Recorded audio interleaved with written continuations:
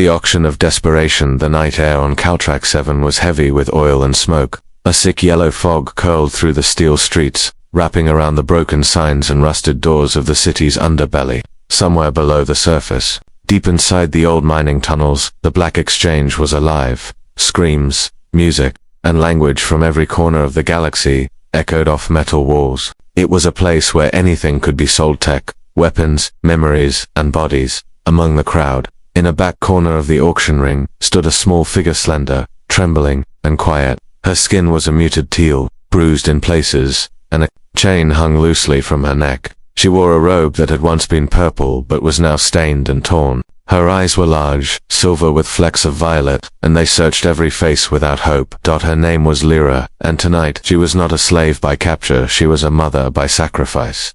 The announcer slammed a metal rod against the floor. Next item: hybrid, female, age 29, solar cycles, condition working, vocal, no known diseases, selling self for immediate credits. Laughter rolled across the crowd like a dirty wave.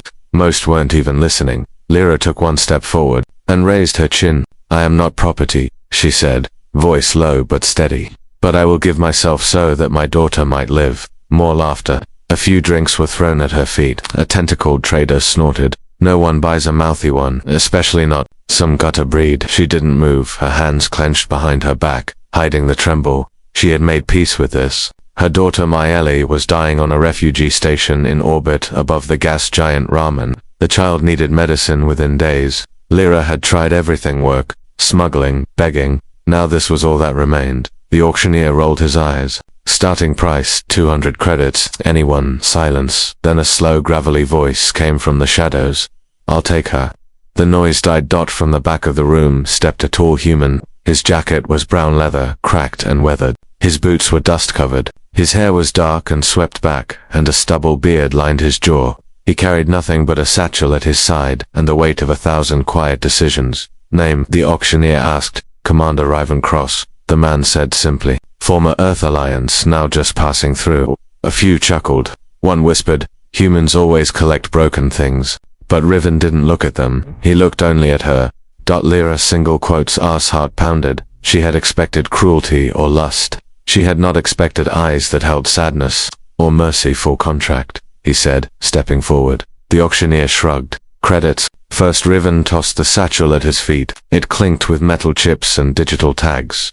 The auctioneer nodded. "Yours." A long rusted chain was dropped into Riven's hand. It was attached to the ring on Lyra's collar. The room watched to see what he would do next. Riven reached up with a twist and a hiss of sparks. He removed the collar.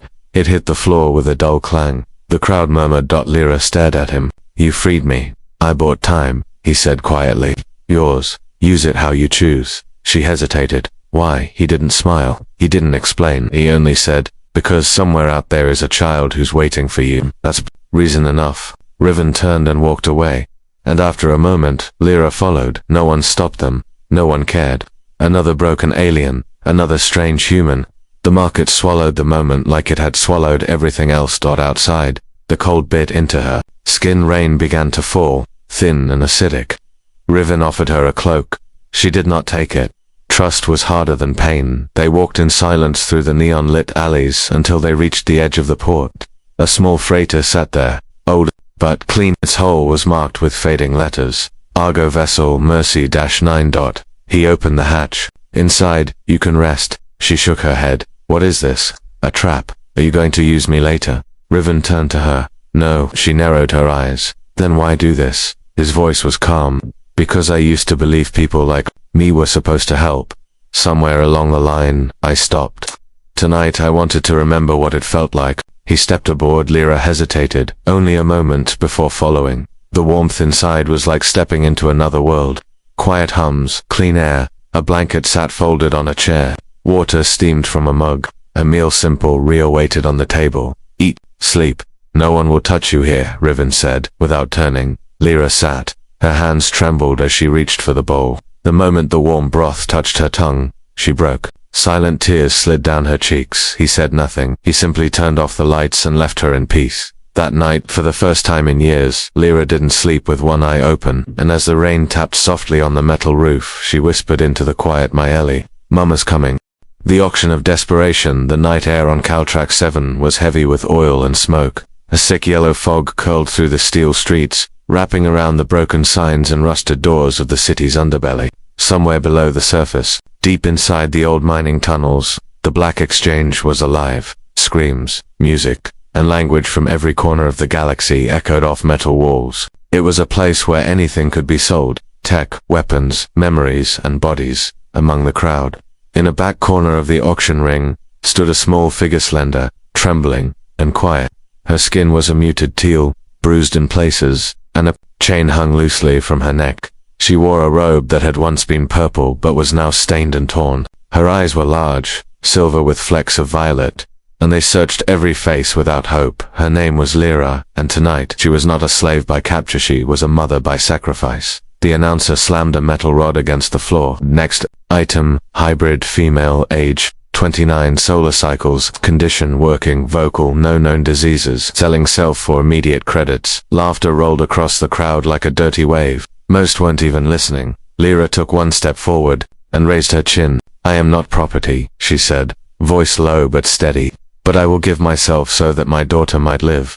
More laughter. A few drinks were thrown at her feet. A tentacled trader snorted. No one buys a mouthy one, especially not some gutter breed. She didn't move, her hands clenched behind her back, hiding the tremble. She had made peace with this. Her daughter Maeli was dying on a refugee station in orbit above the gas giant Raman. The child needed medicine within days. Lyra had tried everything: work, smuggling, begging. Now this was all that remained. The auctioneer rolled his eyes. Starting price, 200 credits. Anyone? Silence. Then a slow, gravelly voice came from the shadows. I'll take her. The noise died. From the back of the room stepped a tall human. His jacket was brown leather, cracked and weathered. His boots were dust-covered. His hair was dark and swept back, and a stubble beard lined his jaw. He carried nothing but a satchel at his side and the weight of 1,000 quiet decisions. Name? The auctioneer asked. Commander Riven Cross, the man said simply. Former Earth Alliance, now just passing through. A few chuckled. One whispered, humans always collect broken things. But Riven didn't look at them. He looked only at her. Lyra, single quotes, has heart pounded. She had expected cruelty or lust. She had not expected eyes that held sadness or mercy. Full contract, he said, stepping forward. The auctioneer shrugged. Credits. First, Riven tossed the satchel at his feet. It clinked with metal chips and digital tags. The auctioneer nodded. Yours. A long rusted chain was dropped into Riven's hand. It was attached to the ring on Lyra's collar. The room watched to see what he would do next. Riven reached up with a twist and a hiss of sparks. He removed the collar. It hit the floor with a dull clang. The crowd murmured. Lyra stared at him. You freed me. I bought time, he said quietly. Yours. Use it how you choose. She hesitated. Why? He didn't smile. He didn't explain. He only said, because somewhere out there is a child who's waiting for you. That's reason enough. Riven turned and walked away, and after a moment Lyra followed. No one stopped them. No one cared. Another broken alien. Another strange human. The market swallowed the moment like it had swallowed everything else. Outside, the cold bit into her skin. Rain began to fall, thin and acidic. Riven offered her a cloak. She did not take it. Trust was harder than pain. They walked in silence through the neon-lit alleys until they reached the edge of the port. A small freighter sat there, old, but clean. Its hull was marked with fading letters. Argo vessel Mercy-9. He opened the hatch. Inside you can rest. She shook her head. What is this? A trap. Are you going to use me later? Riven turned to her. No. She narrowed her eyes. Then, why do this? His voice was calm. Because I used to believe people like me were supposed to help. Somewhere along the line, I stopped. Tonight, I wanted to remember what it felt like. He stepped aboard. Lyra hesitated only a moment before following. The warmth inside was like stepping into another world. Quiet hums, clean air. A blanket sat folded on a chair. Water steamed from a mug. A meal, simple, real, waited on the table. Eat, sleep. No one will touch you here, Riven said without turning. Lyra sat. Her hands trembled as she reached for the bowl. The moment the warm broth touched her tongue, she broke. Silent tears slid down her cheeks. He said nothing. He simply turned off the lights and left her in peace. That night, for the first time in years, Lyra didn't sleep with one eye open, and as the rain tapped softly on the metal roof, she whispered into the quiet, Maeli, Mama's coming. A promise sent through the stars. The stars drifted silently beyond the viewport as Lyra stood in the cockpit, arms folded across her chest. She hadn't slept, not because she was afraid but because her mind was too full. The data screen glowed, softly, displaying the destination, Raman Station. A few more jumps and they'd arrive. She didn't know what to say to her daughter. She didn't even know if the little girl remembered her. Time had passed. Too much time, and pain changed people. Sometimes beyond recognition. Behind her, Riven approached with 2 mugs, one steaming with what smelled like spiced root brew, the other cold water. He offered both without a word. She took the brew. Still, she didn't speak. But he didn't expect her to. He just stood beside her, gazing out at the same stars. I used to think space was beautiful, she said quietly. Didn't respond. She continued. Then I saw what was done in its name. Now it just feels fast, cold, like it's waiting to swallow people who don't matter. Maybe it is, Riven said. Or maybe it just doesn't notice us until we give it a reason to. Lyra took a slow sip, letting the warmth anchor her. What you did, messaging the station, the food, the blanket. You could have just walked away after the auction. I could have, Riven replied. But I didn't. Why not? He turned to look at her. Because someone needed to not walk away. She stared into her mug. I'm not used to kindness without strings. I'm not used to someone surviving what you have and still walking upright. A silence passed. Not cold, just full. You know, when I was a medic, Lyra said, we were trained to treat anyone, enemy, friend, criminal, child. The rule was simple. If they were bleeding, you stopped it. Riven nodded. But no one ever told us what to do when we were the ones bleeding. He didn't offer comfort. He didn't touch her. But he stayed beside her, silent and present. And somehow, that mattered more. Later, while she sat alone in the mess area, Riven slid a datapad across the table. On it was a message. Short, simple. This is Lyra. I'm alive. I'm coming. Her fingers hovered over the pad. She's only 7, she whispered. I haven't seen her since she was 5. I don't even know what her voice sounds like anymore. She'll remember, Riven said. I couldn't even send money, she continued. Couldn't keep her safe. I couldn't be her mother. You were surviving so you could be her mother again. Tears welled in her eyes, but she didn't let them fall. Instead, she hit send. Somewhere out there, beyond fractured systems and broken rules, her message would reach Raman Station. And maybe, just maybe, her daughter would be waiting.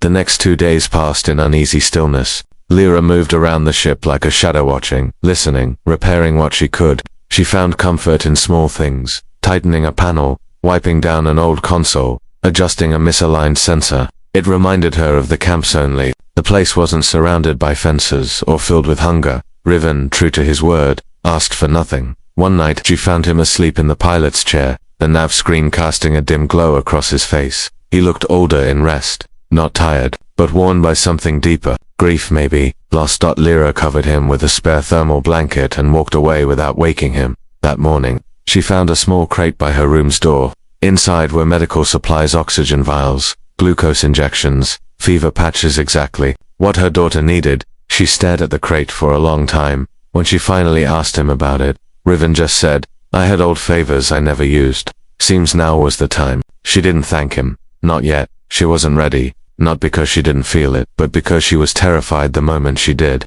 it would all vanish. They arrived near Raman Station in orbit 3 days later. It hovered above a dull green planet, encased in a shimmering shield of artificial light. The station itself was old, patched together with parts from at least 3 different factions. Its edges bristled with antennae, solar wings, and debris of dictors. Ships drifted in and out like bees returning to a broken hive. Lyra stared from the viewport. Frozen. Riven stood at the console. You don't have to go alone. She shook her head. I do. Then I'll wait. The docking process took 10 minutes. Riven gave clearance under civilian relief escort code, no questions asked. They were given temporary landing rights and a visitor permit. The ramp hissed as it lowered. And Lyra walked into the light. The refugee dome was more crowded than she remembered. Tents lined the hallways now. Children ran between metal crates. Voices clashed in a dozen languages. Still, she found the medical wing by instinct. The same cracked sign, the same faded symbol for aid. She stepped through the door and stopped. Cold on a bunk, thin arms hugging a ragged stuffed creature, was a little girl with pale blue-gray skin. Her hair was longer now. Her breathing still wheezed faintly, in her sleep, but her face, Lyra knew that face. Select. The word left her lips before she meant it to. The child stirred, then sat up slowly. Their eyes met. It took 3 seconds. Then Soleil whispered Mama. Lyra collapsed to her knees, arms out, tears finally breaking free. The child ran into her. Embrace. Small arms wrapping tight around her shoulders. For the first time in 2 years, mother and daughter were whole again. No collars, no chains, no hunger, only the quiet, unshakable bond of survival and love. Lyra didn't know how long they stayed like that. She didn't care, but when she finally looked up, Riven was standing in the doorway watching. Quiet. As always, she looked at him, really looked, and something inside her, something long buried and locked away, whispered that she was finally safe, not because she had escaped, but because someone had chosen to stand beside her hand, never let go. A human worth staying for. Lyra sat by her daughter's bedside long after she had fallen asleep again. Her hand gently cradled Soleil's tiny fingers, as if letting go might make this moment vanish. The warmth, the weight, the breath, all real, all hers again, but under it all was a quiet storm of disbelief. She had dreamt of this reunion, imagined it in the dark corners of slave cells and cargo bays, but now that it was here, it felt like she had stumbled into someone else's story. Someone luckier, someone more whole. Footsteps broke her thoughts. She looked up to find Riven entering quietly with a container of warm food. He said nothing, just placed it gently on the bedside table. You didn't have to come inside, she whispered. I didn't want to miss this. She managed a small, exhausted smile. She called me Mama. Like no time had passed. She never stopped waiting. Lyra looked down at Soleil's peaceful face. And I never stopped searching, even when it seemed hopeless. Riven leaned against the wall, arms crossed. You gave up everything for her. That's not hopeless, that's strength. She studied him for a moment. Why are you still here? I said I'd get you to her. You did. I didn't say I'd leave after. A pause, heavy, raw. I don't know what this is, she admitted. This, it doesn't have to be anything right now, Riven said. Just, safe. She nodded. For now, that was enough. Later, as the dome lights dimmed for artificial night, Lyra stepped outside for air. The sky above the station was filtered and distant, stars barely visible through the haze of the dome's energy field. She sat on a bench near the outer wall and tilted her head back, letting the silence sink into her bones. Riven found her there not long after. He sat beside her, close but not touching. She's stable, Lyra said without looking at him. The medics say the new vials you brought gave her body a fighting chance. Her oxygen levels are already improving. He gave a small, relieved breath. She might be able to breathe normally within a week. I'm glad, he said. She turned to him. I want to stay here. Not forever, just long enough to be sure she's okay. I figured you would. She needs me now, not in pieces. And I need to believe this peace isn't temporary. Riven nodded. Then I'll stay too. I've got no place else to be. She blinked, surprised by how icily he said it. You're not bound to me, you know. I'm not yours. I know I'm not asking for that. I know I'm not ready for anything more. He looked at her then. I'm not asking for anything. I just want you both to feel like you can breathe. That silenced her. Because how do you respond when someone gives you space instead of pressure? When someone offers time instead of terms? So she simply said, thank you, and that was enough. Over the next few days, Lyra and Soleil began to heal. Small moments stitched together their broken edges. Meals shared, stories retold, laughter that hadn't existed in years. Soleil clung to her mother like roots to earth. And Lyra, for the first time, stopped preparing to run. But healing wasn't simple. One evening Soleil coughed hard during her sleep. The medics said it was expected. Her lungs were still weak, but Lyra panicked. She gripped Riven's arm and didn't let go until Soleil calmed. He held her silently until her breath slowed. She could still die. Lyra whispered that night in the hallway she won't. He said, you can't promise that. No, but I can promise you won't face it alone. And again, that was enough. One afternoon, Soleil asked Riven a question. It came suddenly, as she sat drawing a picture of stars with her mother. Are you my dad now? The room went still. Lyra froze. Riven blinked. I mean, Soleil added shyly. You're nice. You protect us. You bring Mama food. You stay. Isn't that what a dad does? Riven glanced at Lyra, unsure. Lyra met his eyes and for the first time, she didn't flinch. You can answer, she said. Riven sat beside Soleil and picked up a crayon. Well, I didn't make you, and I didn't raise you. But if being your dad means caring about you, helping you breathe easier, and being here every day, then yeah, maybe I am. Soleil smiled and went back to drawing. Lyra's heart ached, because part of her had never believed such a moment was possible. Later that night, she found Riven sitting alone in the dome's visitor quarters, tinkering with a comlink. I heard what you said to her, she began.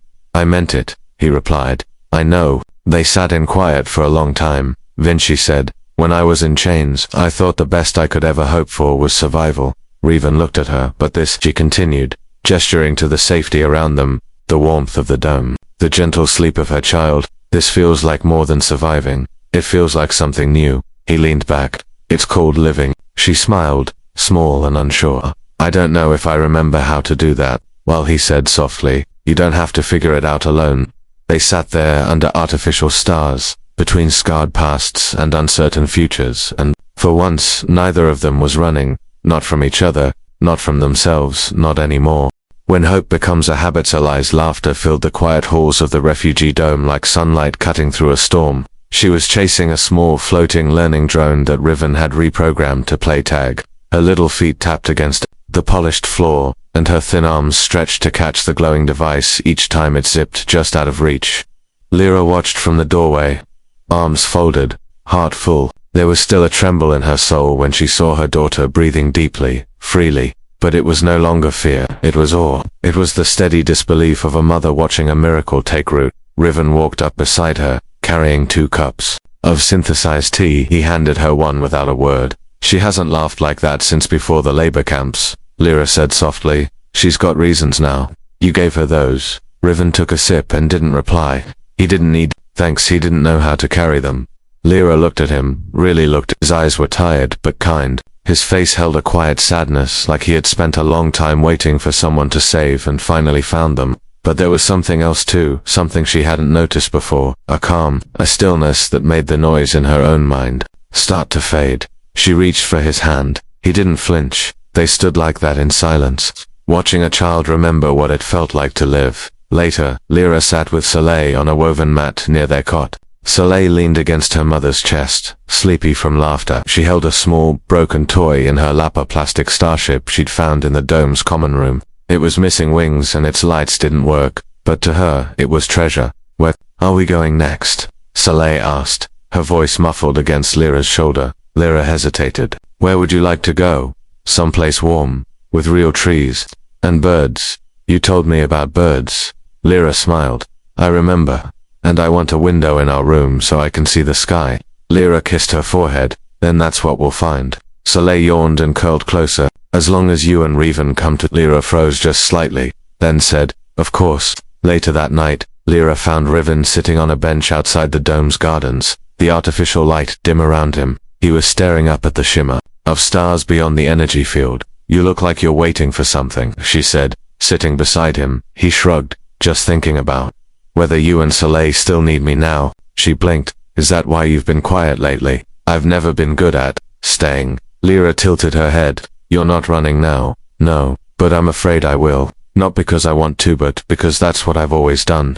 She reached over and took his hand. Then don't. He met her eyes, and for the first time, she saw the same fear in him that she had carried for so long, the fear of being wanted and not knowing what to do with it. You gave me something I didn't think I'd ever get back, she whispered. Not just freedom, you gave me choice. That's more than love. That's everything. He looked away, voice raw. I didn't save you to make you stay. I know, she said, but I'm still choosing to. He closed his eyes for a moment, let her words settle into the cracks of his soul. The next morning, a message arrived on Riven's CUM device.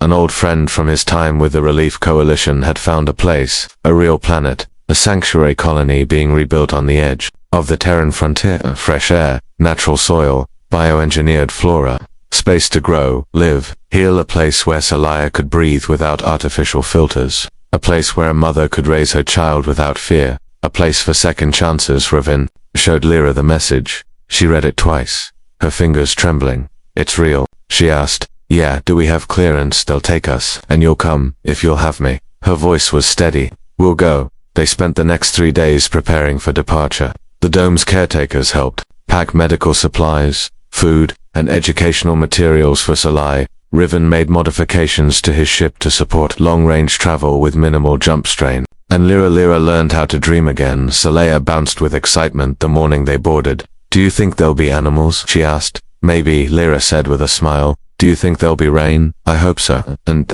Do you think they'll have books? Riven grinned. If they don't, I'll build some, Salai gasped. You can build books, I can try. She looked at him like he'd just promised to craft the stars. Their ship lifted off quietly, leaving behind the dome that had once been a last hope. As the stars stretched around them in streaks of light, Lyra sat beside Riven in the cockpit. Tell me something true, she said, watching the stars. I never expected to find you, he replied. She looked at him, and now, I'm glad I did. She leaned against his shoulder. Then maybe this time we'll find home together. He didn't speak. He just took her hand again, and somewhere beyond the static of old pain and past lives, something new was starting. Where the stars touched the ground, the planet was called Not Rose, once stripped by war, now rebuilt by the hands of those who had nothing left to lose but their will to survive. From orbit, it shimmered with green, gold, and soft clouds, a fragile jewel in the middle of nowhere, but it was alivened. For Lyra and Salai, it was more than a planet, it was a chance. Riven landed the ship on a grassy plain near a ridge where wooden shelters and biodomes curved like petals around a freshwater lake. Children ran barefoot through the grass. Wind turbines spun gently above them. Crops grew in real soil, not artificial trays, not nutrient paste, actual, honest earth. Salai pressed her face to the viewport. It's so big. Lyra crouched beside her. That's what a real sky looks like. Riven opened the ramp. The air that rushed in was clean, cool, and tinged with a scent Lyra hadn't smelled in years. Green things. Living things. Salai ran down the ramp laughing. Her feet touched the ground as if she'd landed on another world entirely. Not just a planet, but freedom. Lyra walked behind her slowly, every step heavier with meaning. She had walked through ash, blood, factories, prisons, but never through peace, never through grass. Her boots crunched against it. It felt wrong at first, too soft, too forgiving. Riven came to her side and just watched her. You okay? She nodded slowly. I forgot how light the ground can feel when no one's chasing you. They were welcomed by the settlement leader, an older woman with copper-toned skin and a synthetic leg who introduced herself as Commander Errol. No titles here, she said with a grin, just people rebuilding what the wars tried to burn. Lyra glanced at Salai, who was now chasing dragonflies along the water. We're not much, she said softly. We come from hard places. Errol's smile didn't fade. Hard places make strong roots. You'll do just fine. They were given a cabin, a real one with solar-heated showers, fresh linens, and a window that opened to the morning sun. Salai's bunk had stars painted on the ceiling, and a soft pillow shaped like a moon. That night, Salai curled into her blanket and whispered, Mama, will we stay here forever? Lyra brushed her hair back. As long as forever wants us, and Riven. Lyra smiled. Yes, baby Riven too. Outside, the wind played with the grass like it was telling stories of all the people who had come before. Riven sat alone on the porch until Lyra joined him, 2 steaming cups in her hands. You're always watching the stars, she said. They've always been my map. You're not lost anymore, she said. He looked at her for a long time. Maybe not. They sat side by side in the silence. It wasn't awkward. It was easy, like the space between them had finally stopped needing words to explain why it was closing. In the days that followed, Lyra began helping with the community greenhouses. Her hands, once calloused from lifting crates and scrubbing metal walls, now coaxed roots from soil. She learned to plant again, to grow, to nurture something other than pain. Riven taught basic engineering classes. Kids called him Captain Bolt, and he pretended to hate it. He built toy gliders with them and taught them how to fix solar panels. He showed them how to take broken things and make them useful again. Salai made friends. She learned to climb trees and laugh with her whole chest. She came home with dirt on her face and stories in her mouth. Lyra cried quietly the first time Salai brought her a drawing, 3 figures holding hands under a blue sun. That's us, she said. That's our home. Lyra tucked it into the wall near her bed like a sacred relic. One evening, as the sun dipped behind the ridges, Lyra found Riven working beneath the stars. He was repairing a wind vane damaged in a recent storm. She sat nearby, watching his hands move steady, patient, certain. You always fix everything, she said softly. He chuckled. I like things that can be repaired. What about things that are just broken? He paused. Even they can be loved. She swallowed the lump in her throat. You made me feel human again. You always were. She moved closer. Then maybe I'll stop running. Then I'll be right here when you do. She reached out and placed her hand on his. It wasn't a grand gesture. It wasn't fireworks. It was quiet, simple, real. That night, as they lay beneath the star, Salai between them, dreaming of Ships and dragons and planets yet to be named, Lyra whispered. I was sold once. Riven turned his head toward her, silent. But I was never owned, and now, I belong nowhere but here. With us, Riven said. With us, she repeated. And somewhere far away, in another corner of the galaxy, a file in a slaver's database, corrupted and vanished. A name was erased, a debt forgotten, a past unchained. Because sometimes, freedom isn't about escape, it's about choosing to stay. The weight of names and the power of choice to settlement had grown in ways no blueprint could have predicted. New cabins dotted the valley's slope, and children's laughter rang out like wind chimes in the breeze. Where once there were only scars, there were now seeds. Lyra stood by the water's edge, her reflection rippling in the lake as she adjusted the small medal on her collar, an old earth symbol given to her by Errol, carved from melted down ship plating, a sun and a seed. Fused together, it wasn't an award. It was acknowledgement. Across the field, Soleil was helping stack crates of fresh vegetables beside Riven's repair tent. Her voice was stronger now, and her lungs didn't rattle like they used to. Every day she ran faster, laughed louder, and every time she called out, Mama, it sounded like a miracle being spoken into the world. But even miracles are sometimes tested. A small courier ship landed just before sunset, dust kicked up around it like a memory. Lyra recognized the insignia before the pilot even stepped down, a silver hand over a black star. Syndicate officials. 2 men approached, crisp uniforms pressed with precision. Lyra's back straightened as if a whip had cracked behind her. Riven walked to her side silently, eyes fixed, jaw set. Lyra Vela, one of the men said, we have a matter to address regarding your past registration. I burned it. Collar, she replied coldly. The second man lifted a datepad. We are aware, however, under sector law, prior ownership does not dissolve recognition unless Riven stepped forward. She's not a slave. We aren't here to re-enslave her, the officer replied calmly. We're here to offer a correction to records, with conditions. Lyra's fists clenched. Conditions. The officer extended the pad. Official freedom, documentation, clearance for interstellar citizenship. But in exchange, your name will be attached to our archives, forever listed as former property. Lyra stared at the screen, her breath caught in her chest. Freedom, but with a brand burned into history. I was more than that, she whispered. We agree, the officer replied, but systems require categories. Riven looked at her. You don't need that datapad to prove what you are. No, she said. But I want my daughter to walk in a galaxy that doesn't see her mother as a product. Soleil approached them then, holding a small gear necklace she had made in the workshop. Mama, what's going on? Lyra crouched down. Some people want to write old stories with new ink. Can we say no? Lyra looked at her daughter, those silver eyes filled with sky and fight, and stood up slowly. I don't accept the terms, she said, facing the officers. You don't get to label me so you can feel better about what you allowed. The lead officer's lips twitched in the faintest expression of surprise. Without this, some gates may remain closed. Then I'll build my own gates, Lyra said. Riven put a hand on her shoulder, and I'll weld the hinges. The officers exchanged a glance. Then, with a single nod, they turned and left without another word. The next morning, the settlement, gathered for the Equinox Sokola tradition, now passed through stories, a celebration not of survival, but of what came after it. There was music played from old instruments and new voices.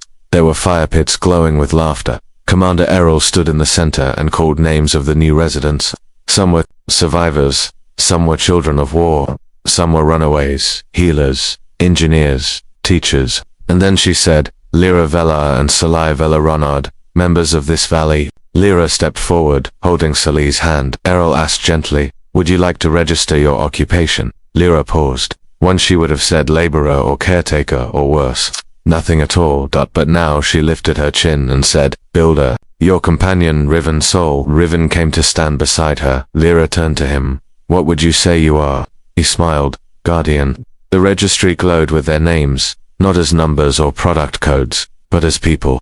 Later that night, Lyra and Riven sat on a bench just beyond the main circle. Stars blinked above them like they were watching, quiet, curious, kind. I used to think that surviving was the most anyone could hope for, Lyra said. But now, Riven asked. She took his hand. Now I know that surviving is just the beginning. Living, truly living, is something else. Riven leaned in, forehead to hers. And love. Lyra closed her eyes. That's the part I never sold. That's what I saved. In the quiet, Soleil came running toward them, carrying a small drawing. It showed three figures again. Only this time, they weren't holding hands beneath a blue sun. They were building something together. A dome, a home, a new world. Lyra picked her up, held her close. No chain had ever felt like this.